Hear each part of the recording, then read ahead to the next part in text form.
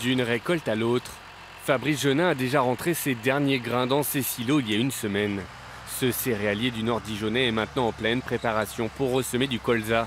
Car les moissons 2018 ont été très précoces.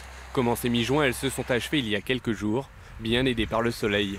Côté blé, si Fabrice est resté dans sa moyenne de 7 tonnes par hectare, la récolte reste globalement correcte, mais avec pas mal de disparités. Dans l'ensemble, on est proche sur les céréales d'une année moyenne, avec des qualités en moyenne qui sont quand même plutôt bonnes. Voilà, alors toujours pareil, avec des bémols dans les zones très humides. Donc c'est quand même assez satisfaisant par rapport à ce qu'on a vécu les 4-5 dernières années, où on avait toujours des zones qui décrochaient très fort. Une année moyenne, surtout en termes de rendement, la qualité étant un peu meilleure. Le blé et l'orge ont souffert des excédents d'eau au début du printemps. Le colza, plus impacté, était victime du gel et des attaques d'insectes.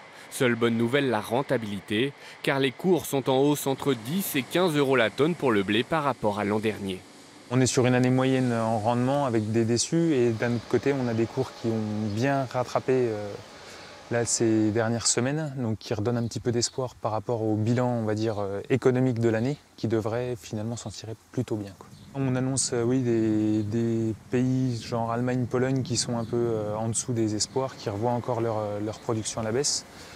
Donc ce qui fait que sur le marché mondial, on va avoir des cours qui tirent à la hausse. Mais prudence, l'an passé, après une flambée durant l'été, les prix du blé s'étaient effondrés à la rentrée, car on engrangeait alors la plus grosse récolte mondiale jamais vue.